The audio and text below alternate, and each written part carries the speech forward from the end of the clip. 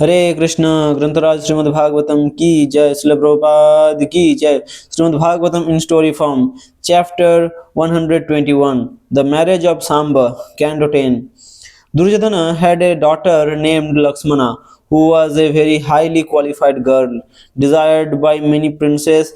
Sāmba the son of Jambavati came to Lakshmana's swamvara and he wanted very much to marry her, although she did not want him. Thus it came to be that Sāmba kidnapped Lakshmana, and as a result, all the elderly Kurus, headed by Dhritarashtra and Bhishma, considered it a great insult to their family. These angry Kurus said, "This ill behaved boy has offended us by forcibly kidnapping our unmarried daughter against her will. Arrest him, but do not kill him, for after all, after being touched by him, Lakshmana cannot marry anyone else." What can the Vrishnis do? They are subordinate rulers of land granted by us and are less powerful. If they dare to fight, we shall teach them a lesson. Six great warriors went to capture Sāmba: Karna, Sala, Bhishma, Bhurisrava, Yagnaketu, and Duryodhana. Sāmba was also a Maharatha, a very great fighter, and so he stood firm in the advance of the Kuru warriors. Indeed, Sāmba proceeded to afflict his opponents so severely with his arrows that they could not help but admit, "This boy is wonderful."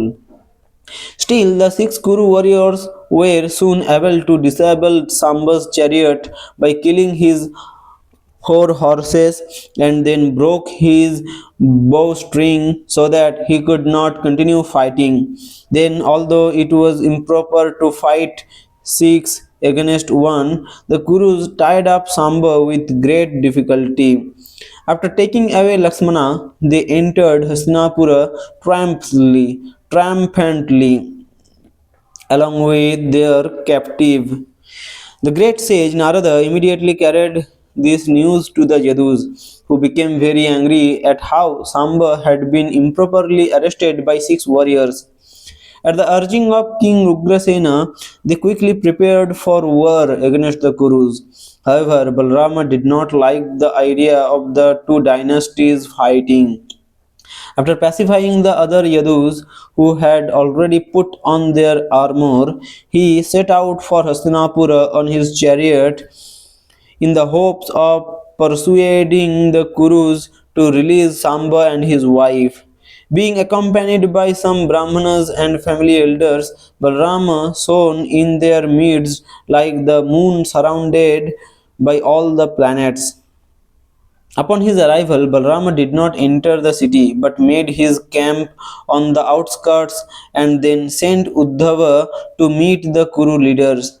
Uddhava went and offered respects to Dhritarashtra, Bhishma, Drona, Duryodhana, and others, and all were overjoyed their well wishing friend Balrama had arrived and all were overjoyed that their well-wishing friend Balrama had arrived. Taking auspicious paraphernalia for reception in their hands, they went out of the city to greet their guest. Knowing Balrama to be the supreme personality of Godhead, the Kuru leaders worshipped him and then bowed down, touching their heads to the ground. Balrama and the Kurus inquired about one another's welfare, and when such formality was done, the Lord addressed them in a commanding voice. "I have come here on behalf of King Ugrasena," he says. "Although by irreligious means you defeated Samba, I am remaining tolerant for the sake of peace among our families. Now release him so that peace can be maintained." At this, the Kurus replied with great anger and astonishment. "The force of time is certainly insurmountable, for your words are clearly influenced by the dawning age of Kali. Do the Sus, the Yadus, now want to climb up to where the crown, the Kurus, is on? Being bound to us by ties of marriage, we honored the Yadus as being on the same exalted royal platform. But now they want to take undue advantage of such privileges. Only because we looked the other way could they enjoy the pair of chamaras, council, white umbrella, throne, and royal bed. But no longer should the Yadus be allowed to use these royal symbols, for this has increased their false prestige, just as feeding milk to a snake increases its venom. Although they prospered by our grace, having lost all shame, they now dare to try and command us, having become very arrogant and proud because of their high birth and opulence. After speaking so rudely, the Kurus turned their backs and entered Hastinapura. Balrama had patiently heard their insults, but from his appearance it was clear that he was burning with rage and thinking how to retaliate. Indeed, Balrama was so agitated that it was difficult to look at him. While laughing loudly, he declared, "It is clear that when one becomes too intoxicated with pride, he no longer values peace. It is useless to give good instructions to such persons. Better to teach them good manners by means of punishment, as animals are controlled by a stick." Krishna sits within the Sudharma assembly hall, and he forcibly took the Parijata tree from heaven. Is he not fit to sit upon the royal throne? The goddess of fortune herself worships his lotus feet, as do all the demigods, headed by Lord Brahma and Lord Shiva. Does he not deserve the paraphernalia of a mortal king? Just see how these puffed up Kurus are intoxicated by their so-called opulence, just like ordinary drunken men. What actual ruler with the power to command would tolerate their nasty words? Today I shall rid the earth of the Kauravas. After saying this, Balrama took his plow weapon and stood up as if to burn the whole creation to ashes. The Lord dug his plow into the ground and began dragging the entire city of Hastinapura towards the Ganga.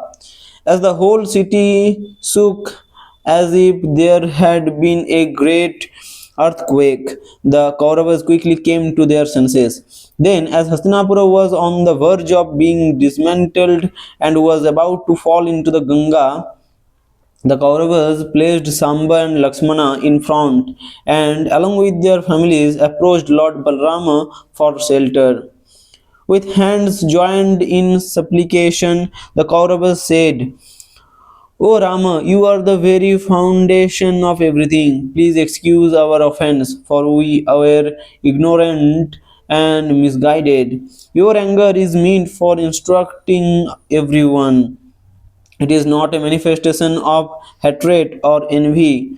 We bow down to you, O Creator of this universe, offering our obeisances. We take shelter of you." Balrama's heart softened, and so he became pacified and merciful toward the Kauravas, assuring them that they no longer need be afraid. Such fighting was common at the time of Kshatriya marriages, and the Kurus were actually pleased to see that Sāmba was a suitable match for Lakshmana. It was only to test Samba's prowess that they fought with him while disregarding ethical conduct, and only superficially did they become angry when Balrama asked for his release, for they desired to witness the Lord's inconceivable potency. Thus, the whole matter was happily settled, and the marriage was conducted with great pomp.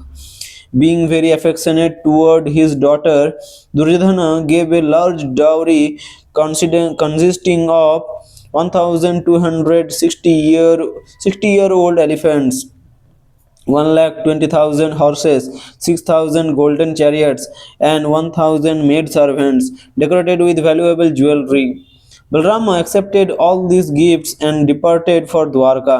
After his arrival, Balarama met his relatives and then related to everyone all that has trans- transpired. All that had transpired. Hare Krishna.